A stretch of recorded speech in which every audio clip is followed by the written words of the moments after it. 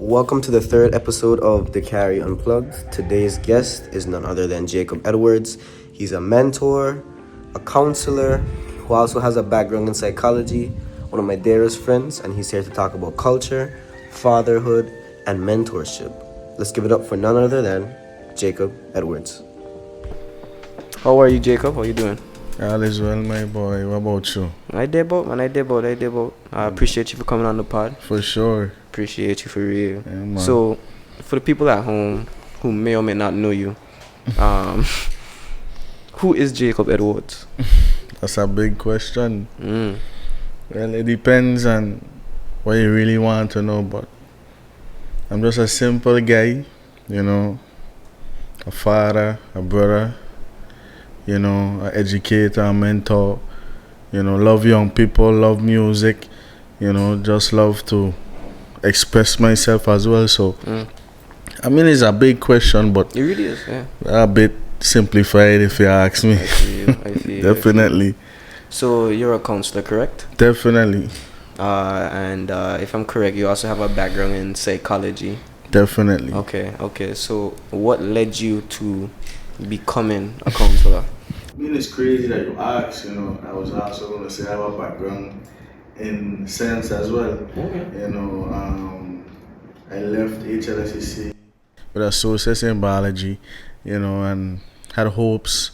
Well, let me not say like had hopes, but really was trying to pursue forensics pathology. I did a little bit of mortician work in the past, and it was a bit interesting. Okay. I know some people might think it's crazy to deal with dead people, but off the record.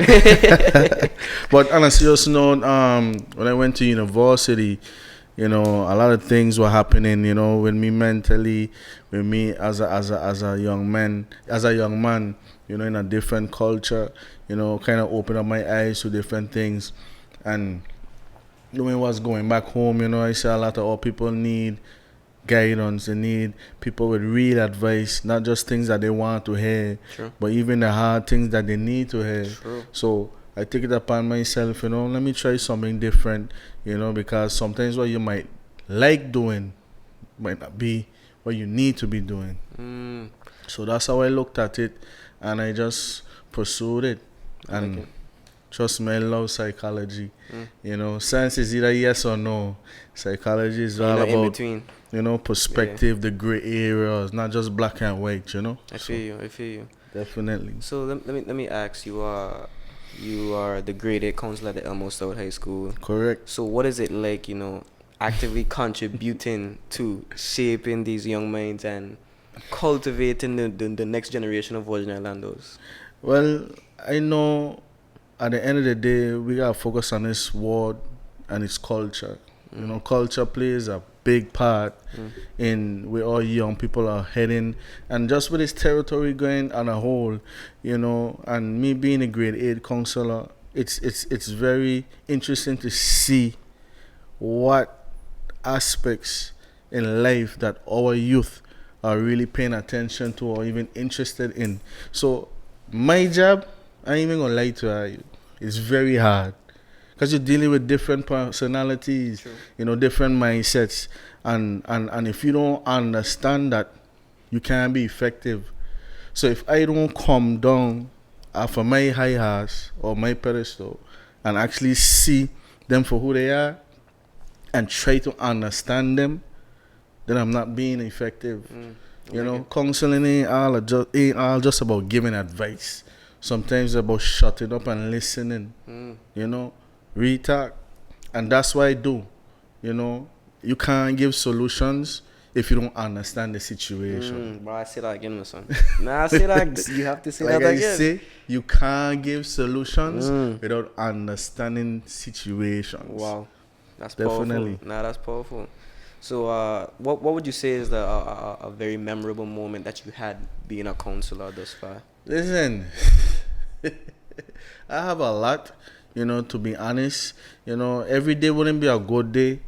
And you definitely would have some real good days, but for me, it's just coming in there every day and just hearing what you saying, Mr. Edwards? Mr. Edwards, just the level of respect, and that lets you know that you're doing something different. You understand? Because if you're not making a difference, you understand, that level of awareness that they have for you will not be present. No, that's true. So for me, it's just coming in there and showing up for them. So any little win, whether it's I help somebody with a situation as small as they just not feeling well today, and I could make them smile, that's a big win for me. So those are the things that we take for granted, but not Mr. Edwards. And they will tell you that. So just the small wins, man. The small wins, definitely, is what matters. And I feel like, I would say for me personally, I feel like having someone like that within in a school system, that children could be like, oh yeah, that's how Mr. Edwards, you know, he helped me through this and that. I feel like that's just powerful, because then like when those children grow up, they remember you. You know what I'm saying? And the thing about it is that, for me, being yourself. You know, when some people see me on the street, on the road, you know, some of them wouldn't even believe that this is the line of walk. I do. But I'm intentional. I'm purposefully doing that, because at the end of the day, what we want to teach all you, be who you are. True. And still impact lives. You understand?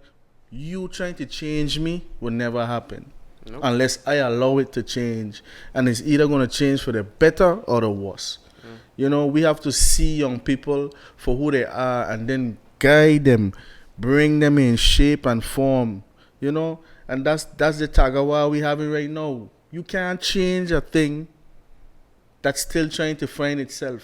Why you dropping bars, my son? You're dropping bars. That's what they call me, the too real. Edwards, let's keep it 100. Wow. Keeping it 100, because that's what all youth need to hear.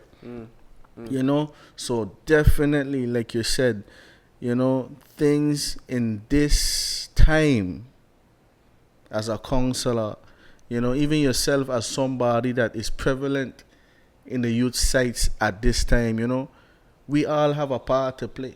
We do. And if we don't be vigilant, if we don't understand what's going on, we won't miss out. That's true. That's true. Yeah, man. So let me ask you, do you think there's anything that parents or guardians could do to also assist in shaping this next generation? Because currently I feel like it's like a mix. Like it gets some good, it gets some bad. It kind of all over the place. Let's be honest. We gotta be honest with ourselves, right? Parenting is not an easy job, you know. And honestly, I don't even want to call it a job or obligation, because then you're putting something that's principle into a bracket. You understand? You as a parent, you have a sole responsibility to do what's right. And as me as a parent, I don't always get right all the time, you know. And that's the beauty of things. We have to learn and we have to listen.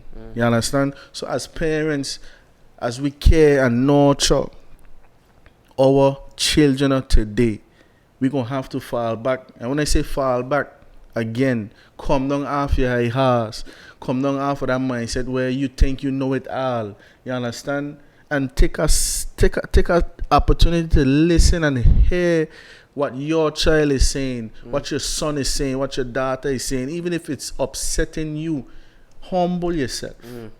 Because that's a lot of the complaints and a lot of the concerns that I do get. Mr. Edwards, my mother ain't listening to me. My father, he ain't hear me what he's saying. You know, it's a lot.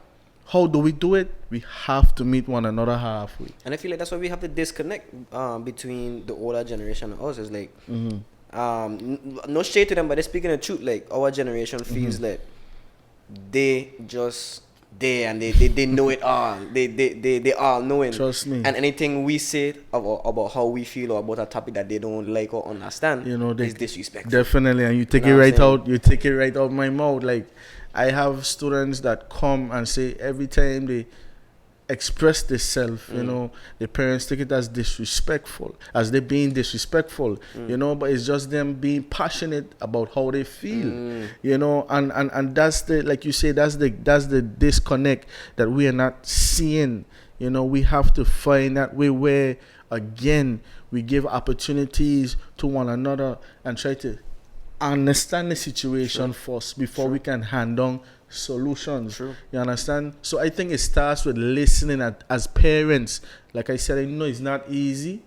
It's not easy raising you today. I could tell you, with all the distractions, with everything that is in and prevalent in our society, it's not easy. But is it impossible? No, it is not. No. We have to find ways to reach them, to meet them, humble ourselves as parents, as educators, as leaders. You know, come and meet them halfway and see what we could work out. I feel you. You talked about being a father.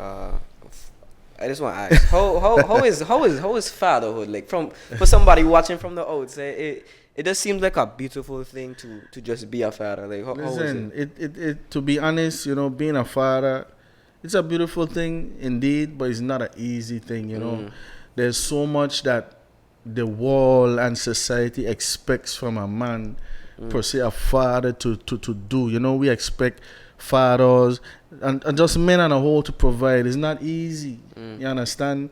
And we as fathers, there's things that goes on mentally that we don't even have nobody door to knock on. So imagine you have to be a father and you got to be a man on top of that. Am I making an excuse for that? No. But at the same time, we have to understand that it's okay to express ourselves to those that have our best interests. I feel you. You understand? So having other men around that are fathers that could help you, that could guide you on, okay, Jacob, this is what you need to do. This is what you need to do better on, you know? But not coming down and trying to make it seem as if, you know, you're not doing what you're supposed to do. We're supposed to hold one another accountable, yes, but be our brothers, keepers, you know what I mean? So being a father is a beautiful thing. Like I said, I have a intelligent son, you know, and I love him to death. Trust me, you know, I really do. And sometimes it's not easy, you know, but what I want to do is be an example, make sure that I am an example for him. So he could see, listen, Daddy trying his best. You understand? It might not be the perfect choices, or even sometimes we might do the wrong things and slip up. But guess what? Daddy gonna try his best to make it better. So for me, as being a father is like a learning process. A never-ending learning process, because it doesn't matter how old your children get.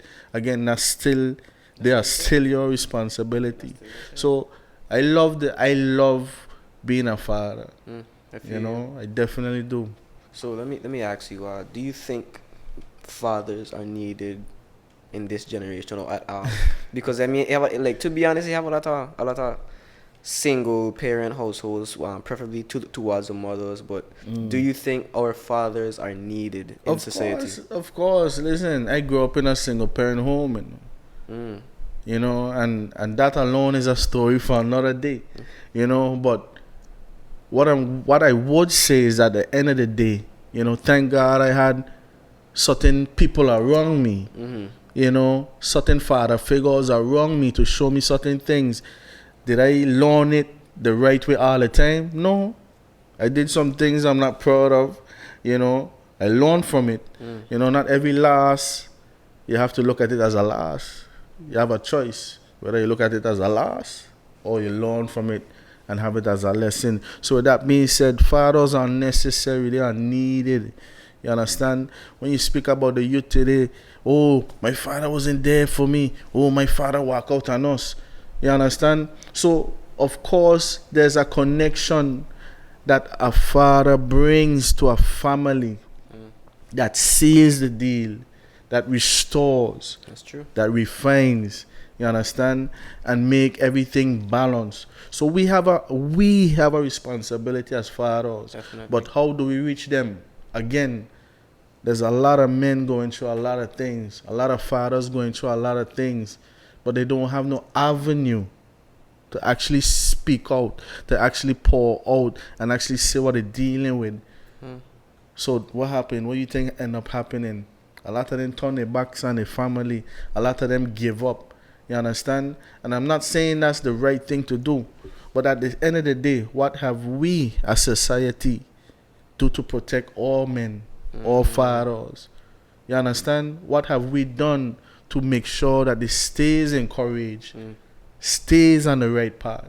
And I feel like we don't really encourage the men as much as the mothers. Like, yeah, Mother's Day, whole street decorated, you know. And When it comes to the fathers, they give daddy a little note. Give daddy a because, little and note. I might get licked for this, you know. But I mean, again, I see both male and female as very important True.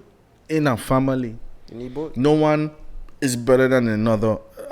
No one is better than the next. You understand? So when you say no Mother's Day, you know, you have the whole hoopla, the lines, all kind of thing going on Father's Day, because again, it goes back to how society has divided us so much.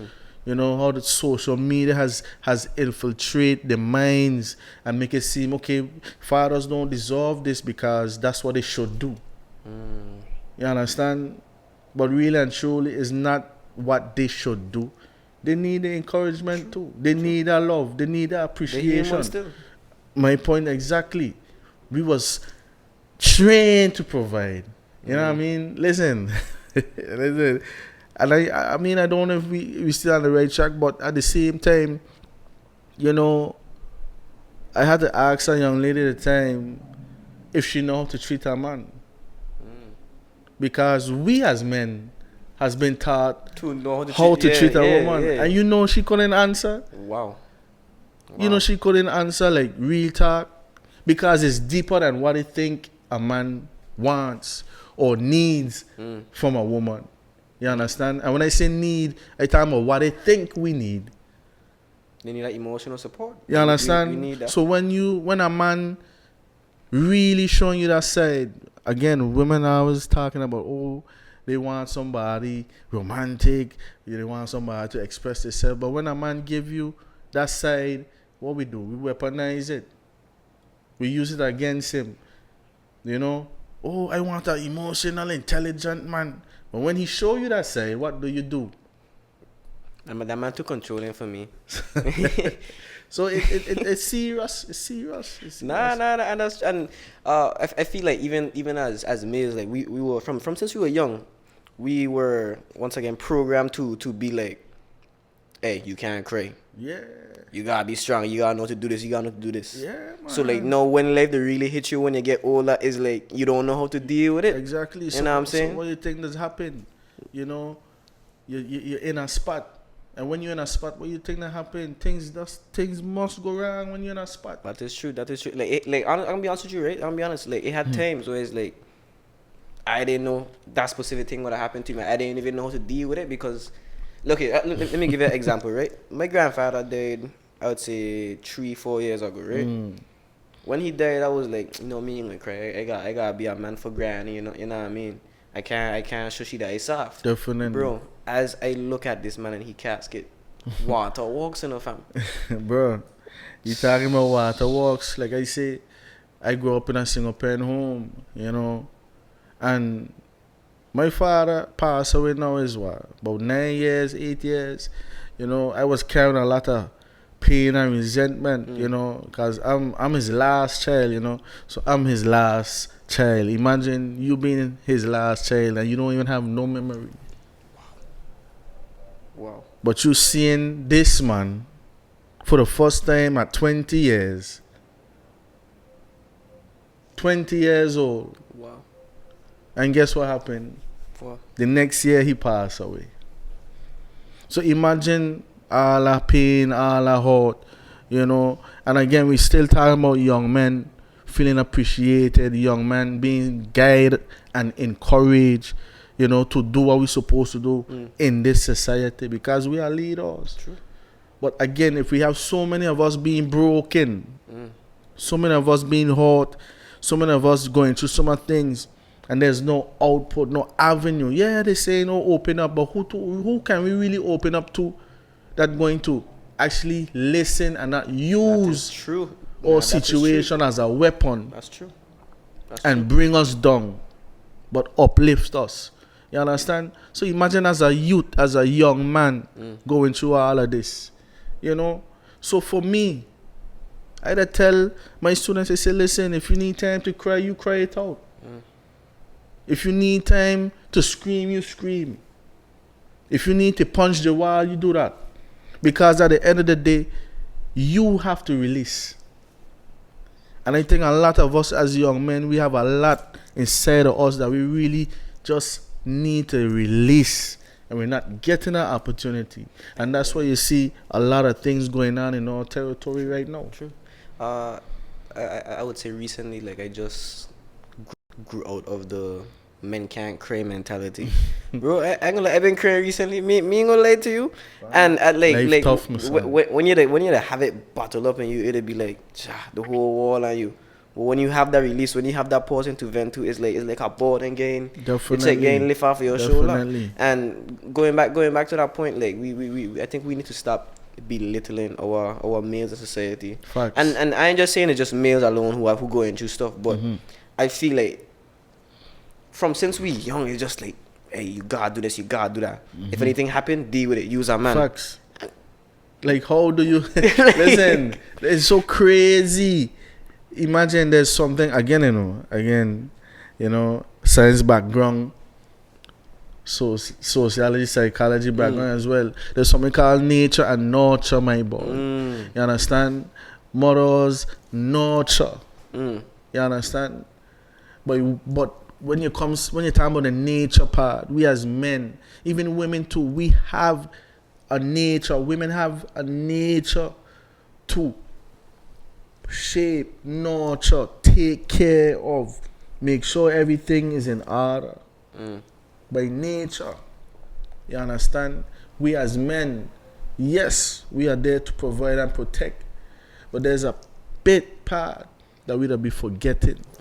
What is it? What is the part? What's the part? A big part we'll be forgetting when it comes to that nature and nurture. And you said it earlier. Irrespective of man and woman, both of we are what? Human. We both have feelings. We both need that outlet to express ourselves.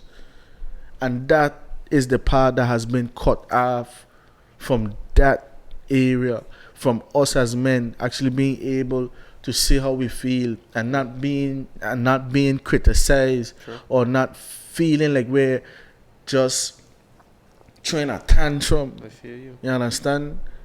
But it's just for you to understand where we're coming from. I definitely feel you on that one there, because it's like for my grandparents raised me, right? So that's not kind of MVX anyways. so my grandfather, my grandmother raised me. So for a while I was like, yeah man, my grandfather, he's superhuman, you know what I'm saying? He ain't got no feelings, he show up, he walk, come home, go sleep, you know what I'm saying? But it's only after a while, after he died, where I realized like this man was human too. Definitely. You know what I'm saying? So it's like some men, or like men children, right? They feel or they don't feel safe being vulnerable to the people who should care after their feelings. Definitely. You know what I'm saying? So it's like and you said it earlier, like when I go and be vulnerable with that person, with my parent, or definitely. I be vulnerable with that with my girl, and they using that and they be like, oh, but you ain't feeling this way and this way about that situation. Facts. It then puts you in a shell, like, you know what? if that happened to me with a person I care for the most, in minutes of me expressing. And because of that one thing, you have destroyed that man for life. Because of that one opportunity that he gave to you, by him opening up and he letting you know somebody who he love or care about, and you take that and you weaponize that and you bring him down. That's it. That is it. I remember seeing this one podcast. The lady said her mother told her, never hit a man where it hurts. Definitely. Because he ain't gonna trust you again. And that's what's going on in our community or territory itself. You know, a lot of broken men, young men per se, you know, running around trying to find some sort how to put it, some sort of comfort you know, but they're just finding themselves in trouble all the time. I feel you. I feel You know, so it's like a cycle repeating itself every day. Definitely. I want to shift the conversation a little bit, and we're gonna talk about culture. Definitely. Our history. That's a real thing. As VI Landos. One of the things that I'm actively working on now is trying to preserve that culture in a way that's digestible for the youth in terms of content creation, documentary, Definitely. stuff like that. Because if I be honest with you, you know, like most of our old people dying, and there's who really gotta, you know what I'm saying? And it's so crazy that you mentioned that, because you know the discussion was big. I think coming on to the ending of festival, it was a big discussion on Facebook about culture and what it is we need to do and how to help keep culture alive. And and I keep asking, do we have culture? Do we understand what culture is? Are we mixing up culture with the word history? But that one there strike a nail in Because, and that's my stance, that's my point of view. We have to ask ourselves, you understand, how could we preserve a culture, like you said, when it's dying? And when I say it's dying, we are burying them every day. The elders. We don't have the vision to see that, listen, these are the people who've been around, that saw everything. Where's the books? Where's the films? Where the museums? You understand? And we talk about culture.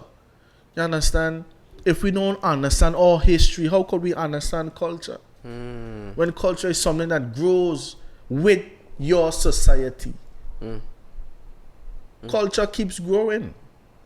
So what are we preserving? And that's the question you have to ask yourself. Are we just stuck in time?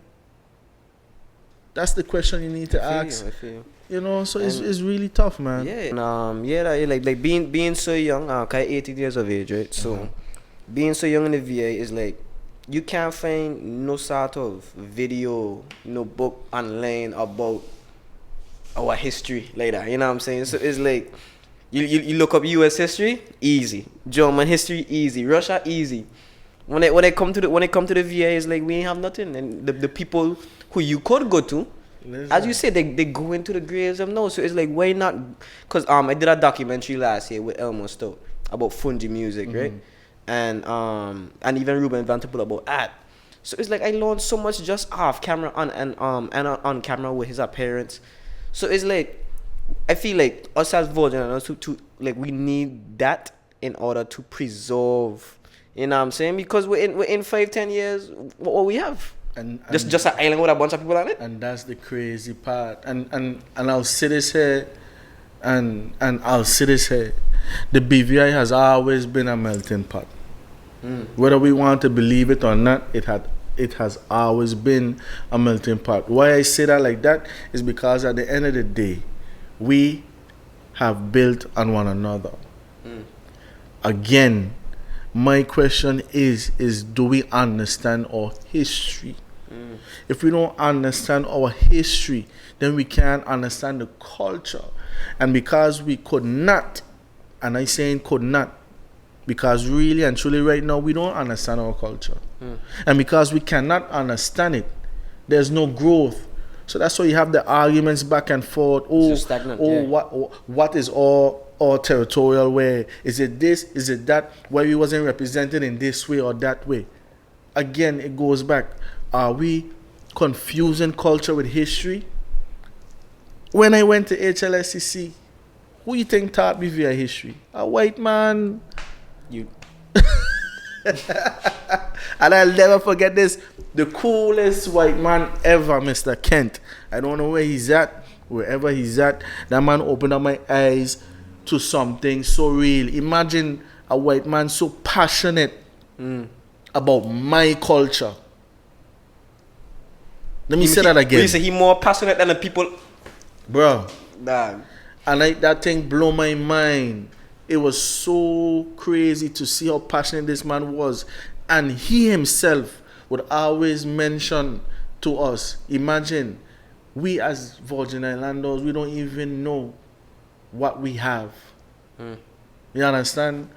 And it goes back to, again, what I'm saying, are we mixing up history with culture? And I feel like we are, like, as I say, like within 5-10 years, like I'm really just interested to see how the BVI will be like. Definitely. In terms of like, 'cause I feel like once again it's like a cycle. Like me being from the BVI. Okay. Originally I was born in the US, right? But I was raised here, right? So me being a Virgin Islander, it's like I don't know what makes us Virgin Islanders in the first place. You know what I'm saying? And we need to have these conversations with the older folks who been there, done that. You know what I'm saying? Before they all gone. And then we stuck here like, oh my gosh, you know what I'm saying? I think this was this, and I think that no. Listen, with the amount of content creators we have, the amount of professionals that we have here in the BVI that does film work, why we're not going into these homes, why we are not approaching these elders that have the richness, the stories to actually bring things to life. You understand?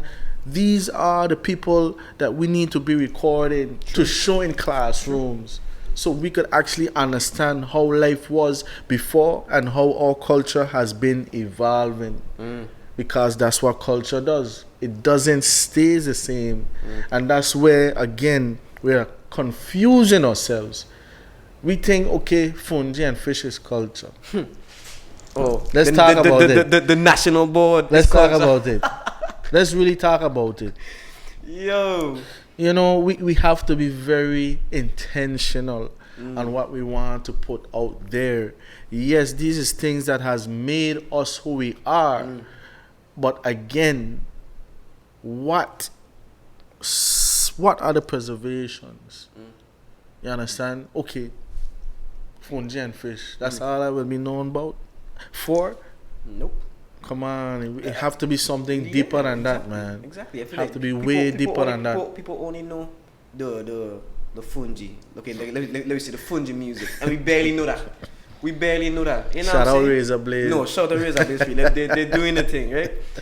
We barely know fungi. How much bands we have? Like probably like one fungi band, which is the Razor Blades. Officially. Well, unofficially, let me just say that. I would say unofficially, I think so. I don't want to get in trouble. Okay, Razor Blades, right? How many like? And I mean, I can say for the art department, in terms of like visual ads, like we do have people who are actively contributing in that aspect. But in terms of music, like we losing what's today? Heroes and For Parents Day, bro. What going on? Everybody in them house is cooling. If it's shots, it's shots. But I'm just saying, like. And this is my thing. We have these holidays, we have these days that we have branded. But what? Going back to culture again, you know, what are we doing? Heroes Day and the territory, quiet crickets. They put game music at every block, you know. Bro, party can't done. And it's not because a specific person, you know. When you talk about Heroes Day, it just don't have to be somebody who did something for the territory and a whole. It could be somebody that you have in your family. You understand? Just last night at my church, we had all Heroes Sunday. That we honor people in the community. You understand? People who really changed lives in our community. And my thing is that on a day like today, you know, it's supposed to be packed with so much things going on. You understand? Because the meaning alone is supposed to ring through the whole Virgin Islands. Listen, this is Heroes Day. I gonna honor everybody. I know made a difference. True. But we still stagnant, and I feel like there's so much to be done to preserve our culture. So much could be done to honor those who came before us. Like me personally, I only know like probably like one museum and I'm not even sure if they're open still. I don't know. But if you go to Trinidad, right, as you come out of the plane, you know, you just seeing Destra, Marcel.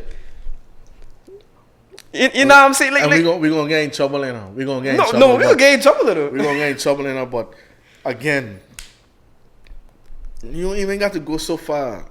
As you come off the plane in St. Thomas, you know, you feel love, you feel that energy, you feel that Caribbean, U.S. Virgin Islands love. You know, the music, the introduction where they embracing you one time. You understand? And unfortunately, like I say, my back broad, I gonna take lash. You know, when you come off of Terrace B, the most you hearing is probably the ceiling fans. Ooh. I gonna get licks. I ain't gonna let you get licks by yourself, but I can jump in on that too. Right? Let's agree. On a serious note, like, what have we put in place to make people feel welcome, make people want to come to our territory, man? I feel okay, like this is one thing I've always thought of. Going through pay pack, going through the different ports in the BVI, right? Don't even talk about the pay. When it comes to the pay pack, right? You having thousands of like the peak of tourist season, right? Ooh. You having thousands of people coming to your country. All you have to offer them is a bunch of name brand stores. You could create something like a little workshop where the tourists them come out of the ship. You have a little 5-minute class how to make a Johnny cake. You know what I'm saying? How to make a coconut bread. Definitely. Or you have like, man. You got bro. Again, let's go back. We just had festival. And you see thousands of people coming in on the pay park and not one Makajumbi. Not one, none. I don't know. Again, if I take licks, I will take licks. You know, no dancers down there to actually show these people this is what the BVI about. You understand? Like you say, different lessons like how to do cassava bread and these kind of exhibitions that we do in the schools only around culture time. You know, these is things that need to be going on down there. No, that's true. You can't just do it on a specific month in specific places. You have to be nationwide. And I feel like if we really embrace the culture for real, you know what I'm saying? I feel like we'll be better Virgin Islanders because as I say, I feel like we just people on an island right now. Like we in Virgin, like we just people on an island. People on an island. Wow. Like, bro, you cannot go to, like, bro, you go into the pay pack, name brand store. No, and no shade to the name brand stores, you know, right? Diamonds International, Cracks, whatever the case may be. But you don't have anything there to show these visitors. Oh, when I went to the BVI, this is what I saw. All that man could say is, oh yeah, they might had a jewelry store. Definitely. Or they might had a shoe store. So in other words, it's like they coming from where they come from with the same things to see the same things. And I definitely understand where you're coming from. Yeah. So again, it goes back to mindset, fam.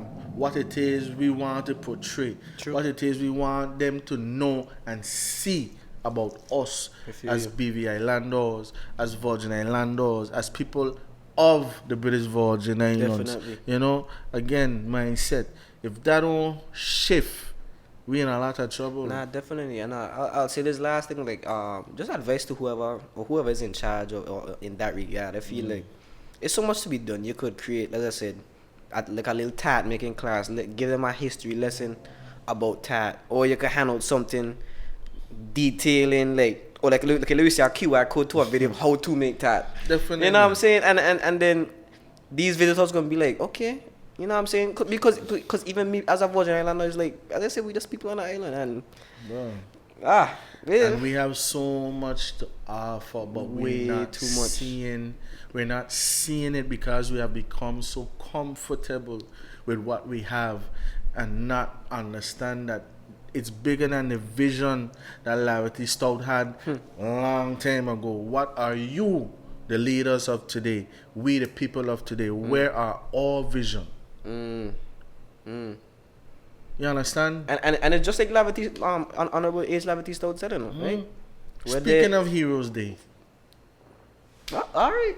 I'm gonna look up in the ceiling, you know. Where there is no vision, the people will perish.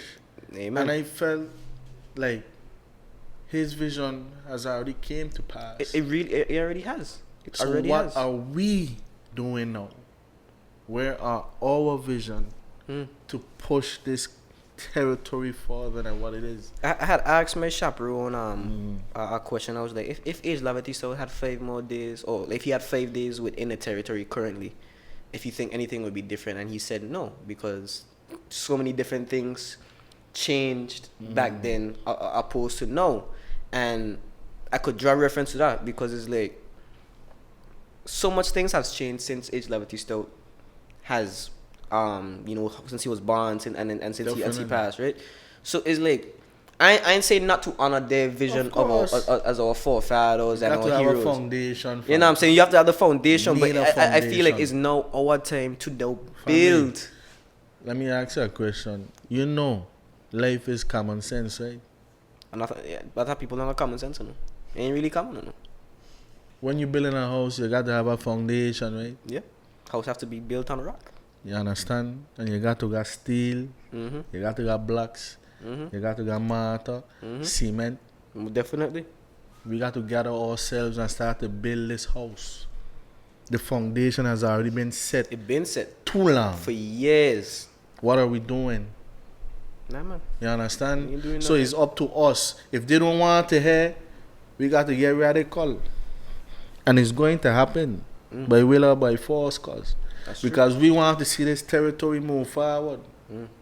And we have to move it forward.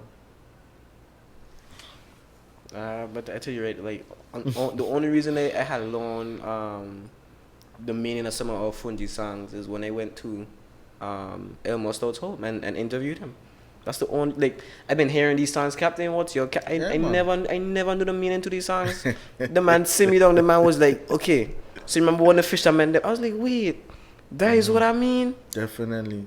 See, and that's what I'm saying. These are the people with the culture in their minds, the real culture. We have to continue to preserve those people. That is true. You understand? By all means, make sure that you give them an opportunity to always share that knowledge. I feel you. You know, get them on film. Let them be seen in the classroom so all children can understand, okay, this is what this song is. Just not a song, but something happened. It has a meaning behind of it. You understand? When you're telling me you have movies making millions of dollars and something that happened right over the waters. You just right in the channel. That's crazy, man. But this is my last thing I'm going to say to the general public, to the government, whoever wants to take on the advice. In order to preserve our culture, I believe that we need to do a lot more, and it isn't just going to happen by just one election or one term or one person doing something. It has to be a collaboration. Definitely. You know what I'm saying? Definitely. Like we need the museums. You know what I'm saying? We need to show people what the BVI really is, and we can't just be here showing them what they already know. And we have to really dig deep, as you say. Interview the old folks before they leave us. You know what I'm saying? Make the documentaries, make the films. Definitely. Sure, with that pray that I don't want to work with you. This bigger than us. You know what I'm saying? Way bigger than us. So I feel like that's what we need to do as Virgin Islands to preserve the culture. Definitely. But before we close off, right? I'm gonna ask you some fun questions. Some fun questions. Right? So. Man. Hope I don't get in trouble for these fun questions. Let's go. Okay. If you had to time travel and give yourself, or give your high school self one word of advice, what would it be? Woo! Bruh. One word of advice for my high school self. Man. To be honest, I would have been myself more older than ever. Just be true to myself. You know, in high school, sometimes you just try so hard to fit in. You know, when you're realizing like no, like this ain't who you is, Jacob. Like this is not who you is. Be yourself. I feel You know, and that's something I wish I've done all year. You know. You know, just self awareness, you know, that at the end of the day, people ain't gonna always accept you. That's true. But guess what? You gotta accept you. Yeah, yeah. Definitely. Yeah, I was listening to someone. They said, don't let the world tell you who you is. You tell the world who you is. You know what I'm saying? And then you're gonna be better off. You don't have to seek anybody else's validation to be yourself. Yeah, man. Be yourself. 2 more questions. Right? Just finish the sentence. In the next 5 years, Jacob Edwards will be. One day. In the next 5 years. In the next 5 years. In the next 5 years. Wow. That's crazy. It's a powerful question, and I don't even know to answer that that's question a big question. You know, because we don't know what the future holds. But guess what? You have to be intentional. So in the next 5 years, you know, I want to be a better me. I want to also be an entrepreneur in things that I love doing. You understand? And I want to be a better father as well to my son. I like that. All right. Your final question for the podcast, right? This is a big misconception among us as Virgin Islanders, you know? Man. Out of every single tat that has ever graced these Virgin Islands, listen, what is bro, the best tat? That's not a question. That's not even up for discussion. Coconut is the best tat, hands down. Hey. Listen, my brother gonna tell you it's pineapple. So, anytime you do him, he gonna tell you it's pineapple. You know. He's the pineapple. Yeah, but I don't know what going on with he tastes, but who the put pineapple in tat? That Yo, makes sense. Coconut. Hey, I had somebody on the show. The man tell me, Ron Grant. The man tell me, right?